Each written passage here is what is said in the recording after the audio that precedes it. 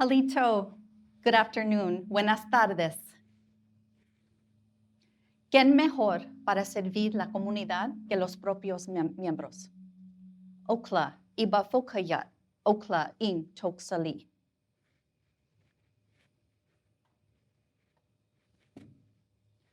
Who better to serve the community than the community members themselves? This is the focus of innovation at our school.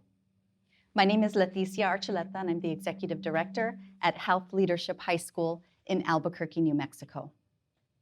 Health Leadership High School opened its doors, recognizing that students from low-income and historically marginalized communities face increased barriers to accessing quality education and entering into health sector careers. These communities also faced increased healthcare disparities and poorer health outcomes. The mission of our school is to equip students with knowledge, experience, and resources to not only take on these challenges, but to become agents of change in their communities. Our school is filled with that, but what we know is that educational practices of assimilation into modern American society have greatly impacted the history, culture, and traditions in our education. We need to be able to take into consideration how we're incorporating who students are into education. This is what innovation is truly about, because when we do this, we give students that sense of confidence and pride. And not only that, but we build community capital when our elders see our young leaders advancing while still maintaining culture and language. Growing up as a Native American member of the Choctaw Nation of Oklahoma and Chicana Mexicana, I learned how to be two people. At home, we carried strong culture, traditions, and customs that I knew that I could never talk about or share at school. At Health Leadership High School, we understand the importance of intersectionality and the multidimensional identities that we carry as humans. Because we not only need to honor who students are, but we need to embrace who they will become. Innovation is about challenging the status quo. It's about meeting the needs of a unique community. It's about the young faces that come up to me and they look me in the eye and they tell me, "Miss, I can't be a doctor." And when I ask them why not, they say, "Because doctors don't look like me." We have over 40% English language learners. Many of our students are fluent in their native language, including American Sign Language. I started noticing patterns of students signing out up front. They were signing out for appointments, but the appointments weren't for themselves.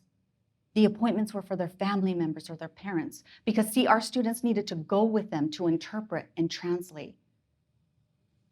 Our students are already functioning as medical translators. New Mexico is rich in culture, language, and history. We should not only honor that, but we should be able to embrace that in our educational practices. And this is where I can share with you that Health Leadership High School is truly innovative in our practices. I'd like to take you all on a journey with me. A journey into our school, through the front doors, down the hallway, and into one of our classes. I'd like to take you into all of our classes, but I don't have that much time. This particular class is called Natural Healing and Traditional Remedies.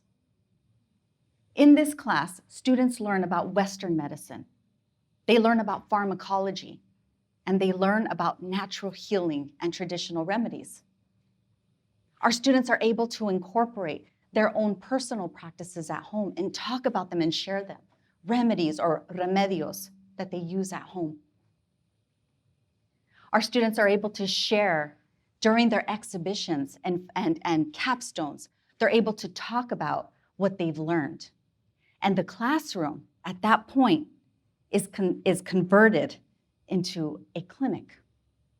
And the community partners that have been working with them through the inception and design of this particular project now come in as clients.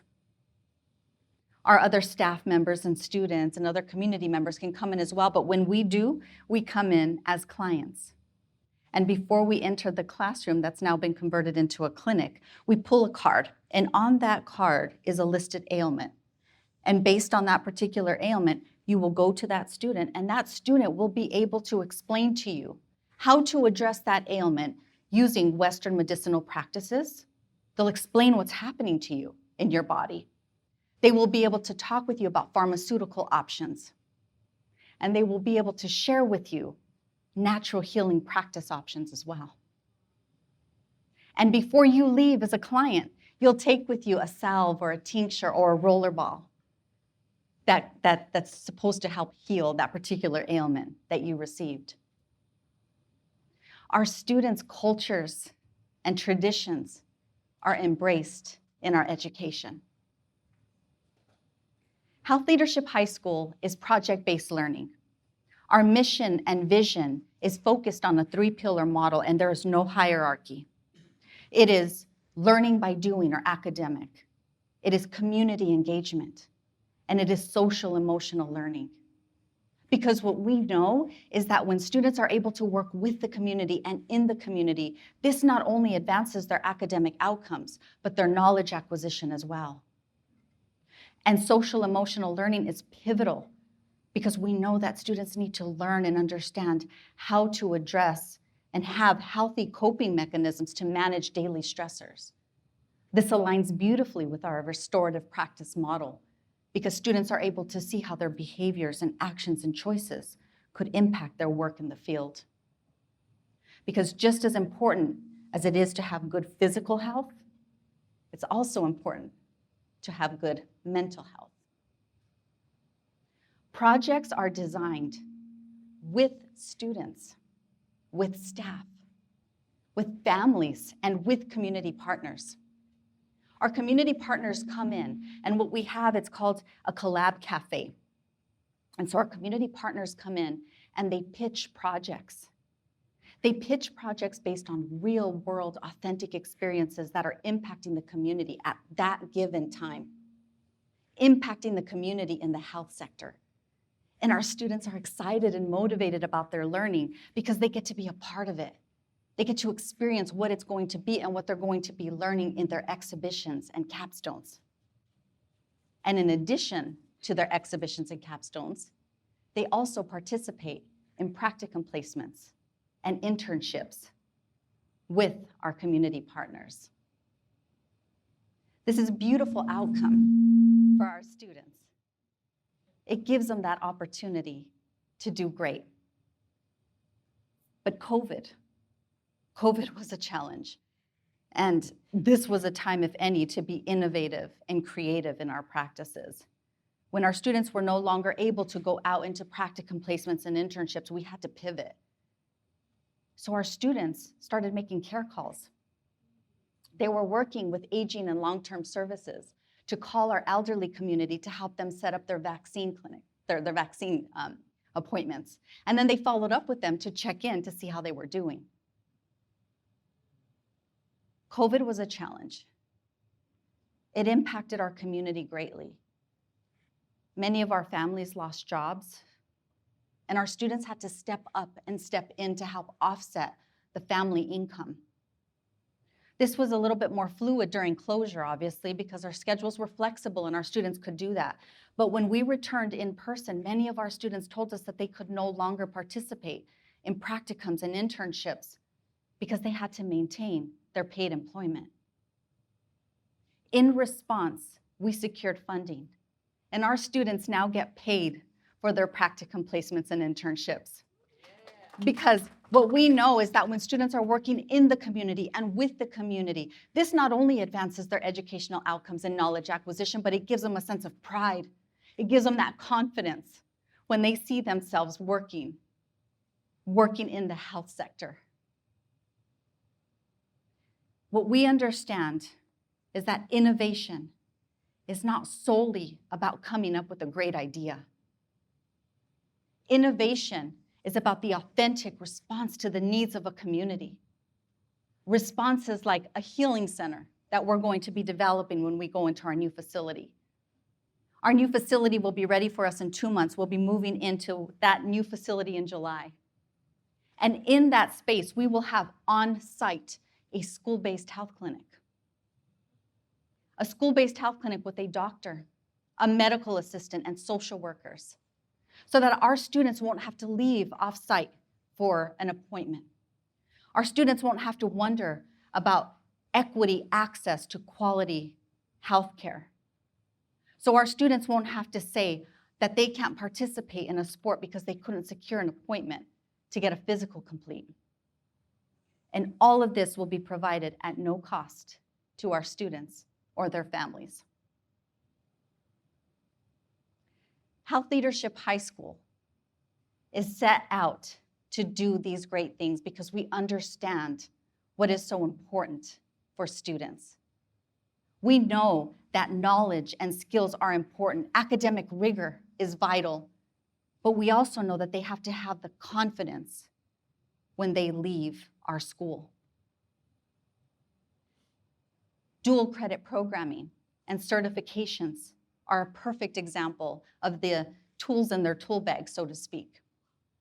Students are able to participate in community health workers, for example. Our community health workers are not only able to get their certification once they complete the program, but they're also able to become state certified when they turn 18.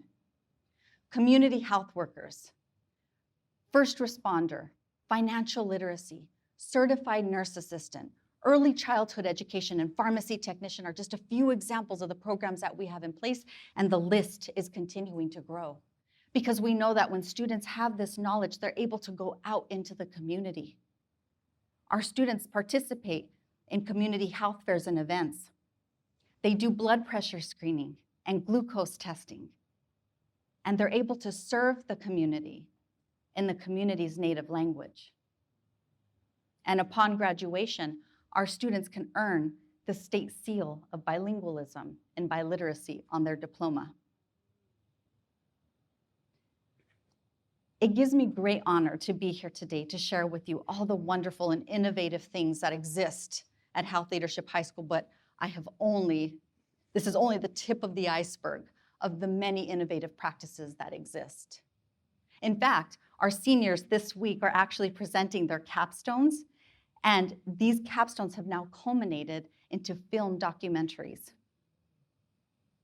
I would be remiss, though, if not to share with you and tell you that it is because of our staff, our students, our families, and our community partners that I'm able to share this wonderful and innovative practices that happen at our school. It's innovation that can exist in any school when innovation is truly embraced. Our students understand the needs of the community because they're part of it. And who better to serve the community than the community members themselves? Yakoki, thank you. Gracias.